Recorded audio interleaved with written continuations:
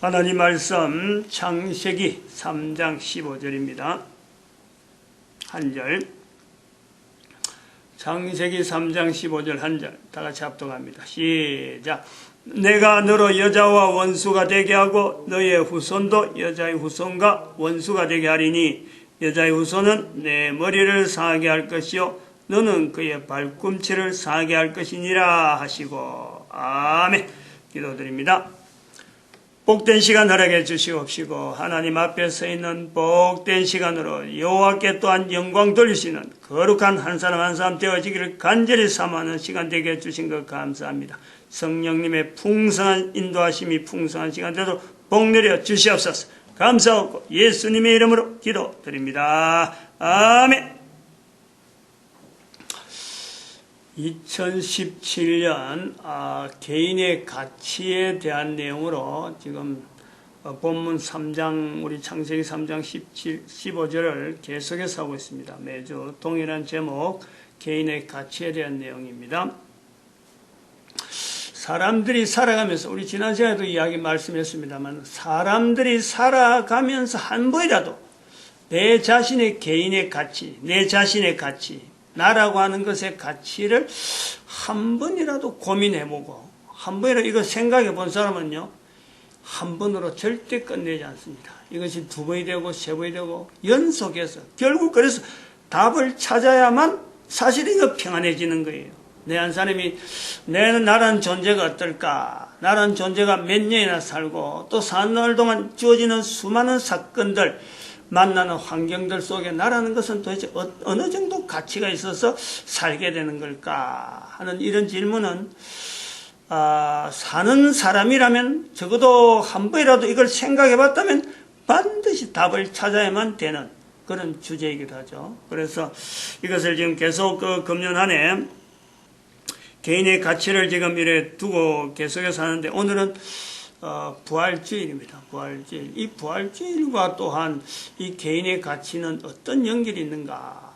결국은 한 번은 연결해 봐야 되는 이 부활주일이기 때문에 부활주일에 맞는 또 설교가 되어야 되는데 1년간 해오는 이 개인의 가치 문제하고 이것이 어떻게 연결되는가 하는 것을 한번 우리가 연결을 해 봐야 됩니다. 그래서 이 개인의 가치는 개인이 결국에는 자기가 찾는 거예요. 뭐 다른 사람한테 말할 수도 없는 거예요. 그래서 이 개인의 가치는 개인이 찾는 건데 언제 나타나느냐? 지난 시간에 잠깐 말씀했습니다. 살아가면서 문제를 만날 때 이 어떤 문제, 뭐 개인의 가치에 대한 문제가 아니고 어떤 자기가 살아면서 당면한 문제, 뭐 보통 문제가 아니죠. 뭐 생사를 주고받는 그런 문제를 가지고 이걸 부대끼 볼 때 비로소 거기에서 내 가치하고 연결하는 거죠. 나는 도대체 어떤 가치가 있는데 이 문제하고 내 삶에 어떤 관계가 있을까? 이런 관계가 있단 말이죠. 그래서 이것이 지금 현재 우리가 감옥에 있는 박근혜 대통령을 우리가 연결할 때 아주 뭐 현재적이다. 밖에서 있는 사람들은 텔레비전 보는 사람은 그렇죠. 왜 박근혜 대통령이 감옥에 있으면서 국민들 다 뻔히 아는 죄인데 왜 감옥에 있으면서 그 죄를 순순히 인정하지 않느냐. 그러면 내가 잘못했다 하면 백성들이 보고 그래 뭐 대통령이 있어서 잘못했다 했으니까 그냥 감옥에 지내면 지내겠구나. 그 감옥에 나오면 전직 대통령이 감옥에 하면 가는 것이 관리했으니까 뭐 그렇게 지내오는 거지. 이렇게 할 건데 왜 감옥에 갈 것 같은 가는 건 분명한데 구치소에 있으면서 지금 그 죄를 일일이 하나하나 조목조목 뭐 부정하고 참 감옥에 안 가려고 하는 듯한 그런 모습으로 비추고 있는가? 그것은 다름이 아니라 그 한 사람의 개인이 당면한 문제에 대해서 지금 현재 자기의 가치 문제예요. 지금 현재 뭐 엄청나게 부대끼고 있는 과정이다. 그러나 밖에 있는 사람은 절대 그 개인의 내면의 가치 문제 때문에 고민한 문제는 절대 보질 못하죠. 그래서 개인의 가치 문제는 철저하게 문제 속에서 한 사람의 살아간 문제 속에서 철저히 나타나는 개인적인 내용이다. 이런 내용을 우리가 비춰보면서 비단 박근혜 대통령만 우리가 볼 것이 아니라 박근혜 대통령은 대한민국 사람들이 지금 다 아는 내용이라 보면은 또 한편 우리가 비교해 볼 수 있는 것이 공자다 그랬습니다. 공자. 지난 시간에 공자라 하는 한 사람의 영향으로 사실은 대한민국의 역사가 바뀌는 거 아니에요? 고려시대에서 이조시대로 올 때 공자의 영향이 없었다면 이조라 하는 나라가 500년 이상의 유지가 되었을까? 분명히 공자의 영향이다.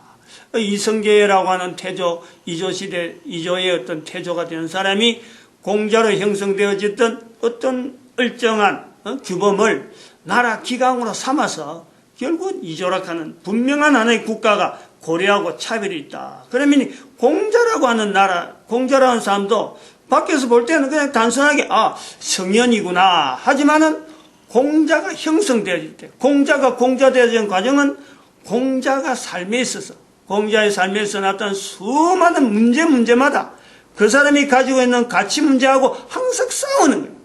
그리고 그 싸움에서 나름대로 일정한 족적이 남아지니까 후대 사람들이, 제자들이 하나의 공자의 걸음에서 이런 일정한 틀을 만들어서 공자를 통해서 남겨지는 하나의 유교라 불려지는 제도를 만들고 되고 형성되어진다는, 그건 오늘날 똑같아요. 개인에게도 마찬가지.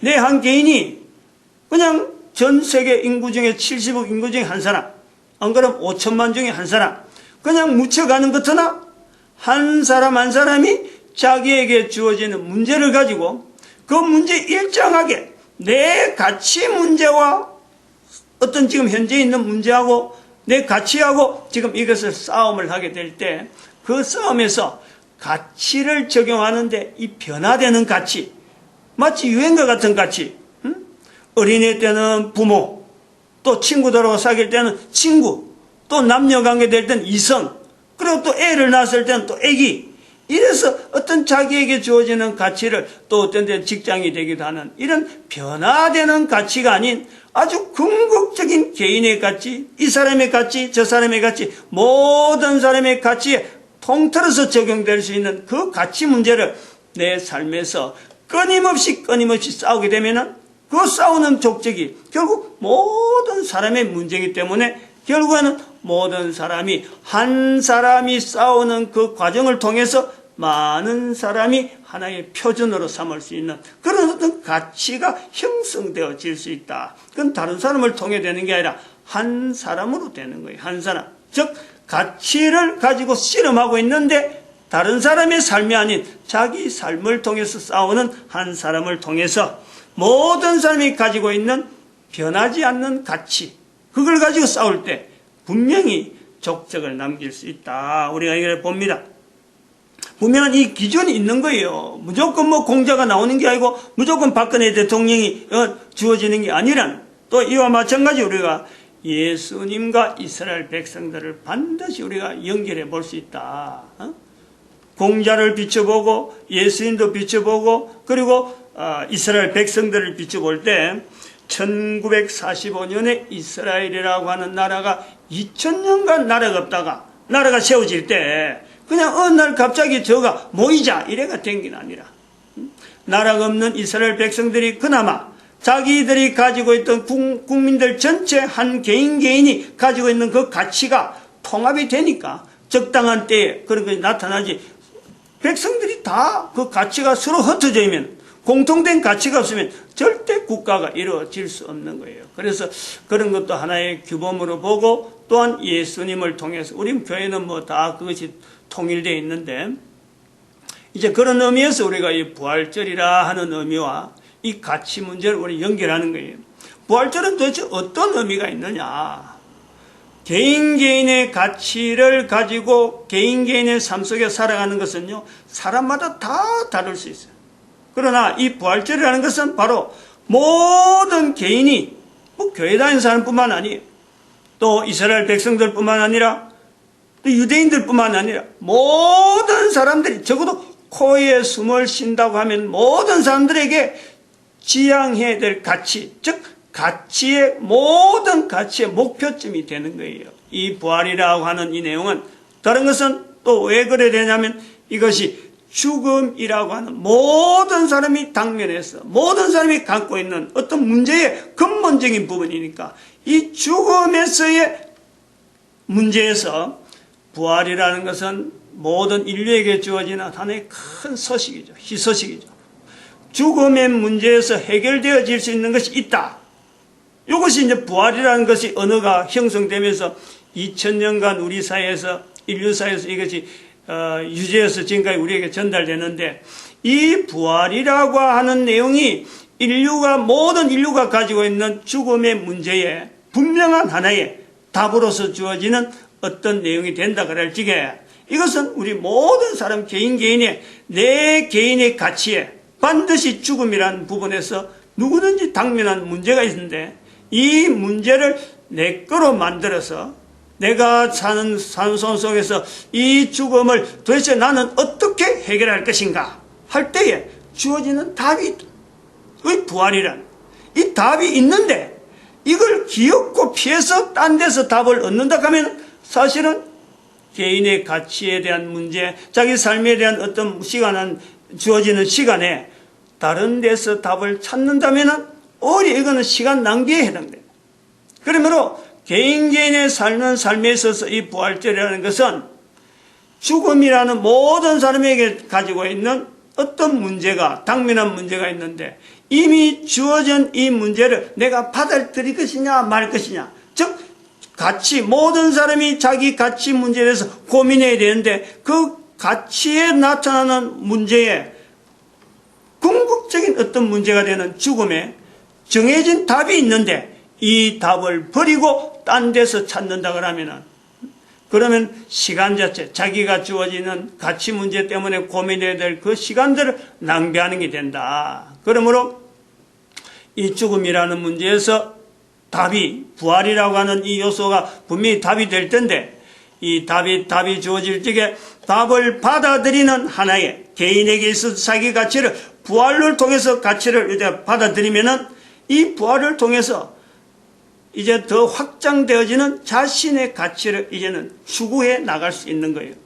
이런 부분에서 우리가 지금 현재 박근혜 대통령이라든지 또 공자라든지 하는 이런 이스라엘 백성이라든지 예수님을 통해서 이 적용되어지는 부활에 대한 모든 내용을 한번 적용해 볼 때, 이미 공자 같은 경우는 부활을 전혀 모르는 거고, 부활의 소식을 전혀 모르는, 내용을 모르는 사람이고, 박근혜 대통령은 감옥에 들어있지만은 부활절이라고 하는 이 과정을 통해서 이런 것을 만날 수 있는 시간이 있다. 그러므로 우리에게 있는 이 문제, 박근혜 대통령이 대통령의 자리에 있을 때 그 주어지는 가치가 있을 것이고, 또 감옥에 있을 때 주어지는 그 가치가 있을 텐데, 여기는 어마어마한 기복이 있다. 이 변화되는 기복 속에, 변화되는 이 가치에 대한 이 어떤 정립이 되지 않는 이런 환경 속에 부활절이라는 것은 모든 인간들이 다 가지고 있는 문제의 궁극적인 답이므로, 오히려 박근혜 대통령이 감옥에 있는 이 시간이 부활절에 대한 접근에 아주 절호의 기회가 된다. 절호의 기회가 될 수 있다. 다른 사람이 볼 때는 참으로 대통령이 있다가 감옥소 가는 것이 너무 창피스럽고 본인도 참기 어려운 그런 창피가 되지 못하지만, 오히려 그것은 부활이라 하는 이 내용을 볼 때는 부활을 만나게 되므로, 지금까지 인간으로서 대통령을 해보고 모든 것을 다 해본 어떤 경험을 있는 인간이지만은, 부활을 경험하지 못한 처음부터 불쌍했다.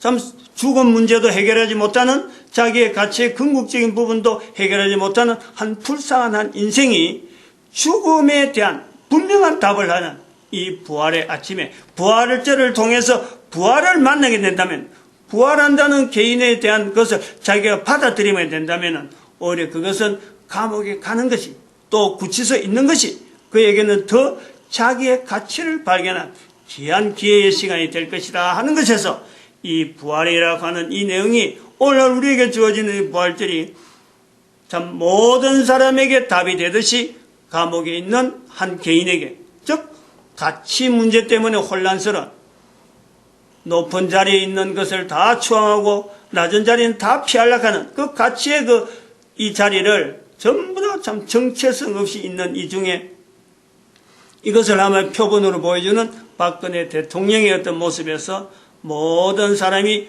부활절을 통해서 올바르게 죽음에 대해서 바로 직면할 수 있는 이 부활절은 참으로 답을 찾는 복된 기회가 된다라는 것을 우리가 보는 거죠. 그래서 이런 내용을 볼 때 시편에 있는 말씀에 우리가 정리를 해봅니다. 시편 119편에 있는 말씀, 고난 119편 67절에 고난 당하기 전에는 내가 그릇 행하였더니 이제는 주의 말씀을 지키나이다. 또 119편 71절에 고난 당한 것이 내게 유익이라 이로 인해 내가 주의 율례를 배웠나이다. 인생이 당하는 여러 가지 환경들, 고난 아닌 것이 없죠. 고난을 당해야 비로소 사실은 이게 문제다 여기고, 또 고난을 당해야 또 결국에는 문제 속에서 자기의 가치에 대한 내용을 우리가 한번 부딪힙니다. 그래서 이 고난이라는 내용을 통해서 그릇 행하였더니, 고난 당하기 전에는 그릇 행하였더니, 박근혜 대통령 이야기를 다시 하면은 대통령 되는 것만 바라보고 다 왔던데 결국은 감옥에 가야 될 그 처지를 보면서 이제 이 감옥이라고 하는 요소에서 부활절을 만나게 되는 이 과정을 보고, 또 부활절을 통해서 자기 것을 만들게 된다면 누구에게나 적용이 되는 요소가 되지 않겠냐 이래 봅니다. 그러므로 우리가 지금 현재 박근혜 대통령의 그 어떤 감옥의 생활을 우리가 한 번 더 비춰보면서 우리 민족이 앞으로 걸어가는 걸음, 앞으로 우리 민족이 어떤 모습으로 걸어가야 될까? 참 전 인류를 향해서 우리 대한민국이 홍익인간이라는 기치를 걸고 나아갈 때에 고난이라는 이 분명한 형태가 박근혜 대통령의 모습을 보듯이, 홍익인간이라는 기치는 참 모든 사람들이 바라는 어떤 대통령의 자리가 분명할 건데, 그러나 걸어가는 걸음은 분명히 구치소에 가야 되는, 또 감옥에 가야 되는 고난이 분명히 있을 거야.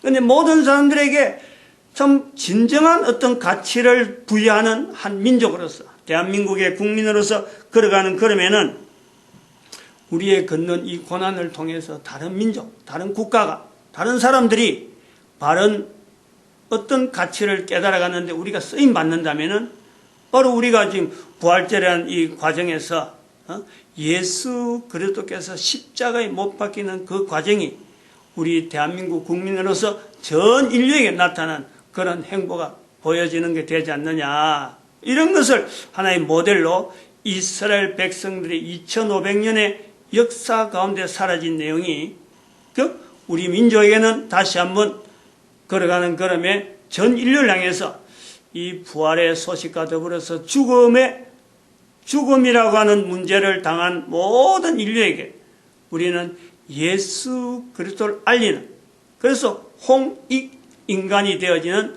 인류사에 우리 민족에 걸어가는 분명한 하나의 걸음이 나타날 수 있겠다. 그 부활의 아침에 예수 그리스도의 부활하심과 또 현재 지금 고난당하고 있는 박근혜 대통령을 위시한 모든 인간들의 모습을 내 모습에 비추어서 나는 지금 교회에 앉아있다고, 나는 지금 부활한다고 해서 내가 끝난 것이 아니라 우리 민족의, 우리 후손들이 대한민국 이름으로 전 세계 인류를 참으로 홍익하는데 내가 또 예수님이 지신 그 십자가를 지고 가는, 그래서 다른 사람들이 볼 때, 우리 민족을 볼 때 우리 민족의 고난을 보면서 시편 119편 67절에 있는 대로, 또 시편 119편 71절에 있는 대로 고난 당하기 전에는 그릇 행하였더니 이제는 주의 말씀을 지키나이다. 고난 당한 것이 내게 유익이라 이로 인해 내가 주의 율례를 배우게 되었나이다 하는 이런 고백들이 전 인류의 입술마다 나타나게 될 때 우리는 또 한 번 시편 34편 2절에 있는 내 영혼이 여호와를 자랑하리니 공고한 자가 이를 듣고 기뻐하리니, 결국에는 이 고난이라는 것은, 문제라는 것은, 우리 인생에 있어서 문제라는 것은 단순히 문제로 끝나지 아니하고 고난으로 끝나지 아니하고 부활이라고 하는 이 큰 어떤 상급, 큰 어떤 섭리, 하나님께서 만들어 놓으신 이 섭리 속에 모든 인간들이 예수 그리스도 이름으로 하나님 앞에 주라 하는 이 거룩한 고백을 할 수 있는 그 때가 분명히 있을 것이다. 그런 것을 우리가 기체를 내걸고 2012년 이후로부터 전 인류가 하나의 어떤 인간의 자리로서 자기의 가치를 찾아 나오면서 진정한 가치, 궁극적인 가치, 예수님께서 인정하시는 내가 잘했도다 하는 이런 분명한 우리가 고백을 하나님 앞에 할 수 있는 한 사람 한 사람의 개인의 가치를 찾아 나가는데 내 한 사람의 현재적인 부활절, 또 우리 민족의 부활절, 온 인류의 부활절이 되어지는 귀한 시간 되어지길 간절히 바랍니다. 기도드립니다.